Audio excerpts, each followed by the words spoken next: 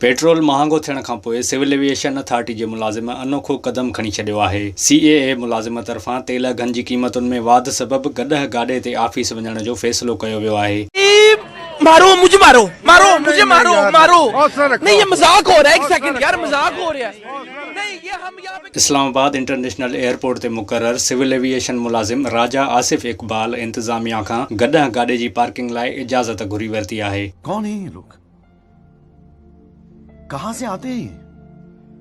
मुलाज़िम DG civil aviation वटि गॾह गाॾे जी office अचण ऐं गॾह गाॾो पार्किंग में बीहारण लाइ जाइ ॾियण जी दरख़्वास्त जमा कराए छॾी आहे। सिविल एविएशन मुलाज़िम दरख़्वास्त में लिखियो आहे त महांगे पेट्रोल ऐं ॿियुनि शयुनि जी महांगाई सबबि इदारे ट्रांसपोर्ट जी सहूलियत बंदि करे छॾी आहे। तेल अघनि में वाध सबबि ज़ाती ट्रांसपोर्ट आणण बि मुमकिन नाहे। मुलाज़िम दरख़्वास्त में वधीक चयो आहे त महिरबानी करे मूंखे मुंहिंजो गॾह गाॾो एयरपोर्ट में आणण जी इजाज़त ॾिनी वञे। शाबाश बेटा, बहुत बढ़िया। ॿिए पासे सिविल एविएशन तर्जुमान ख़त जे जवाब में चयो आहे त समूरनि मुलाज़िमनि खे फ्यूल अलाउंस मिले थो। पिक एंड ड्रॉप जी सहूलियत बि मौजूदु आहे। तर्जुमान मूजिबि इस्लामाबाद एयरपोर्ट ते मेट्रो बस सर्विस बि हले थी। विज़िट कयो अवामी आवाज़ मीडिया ग्रुप जी वेबसाइट awamiawaz.pk।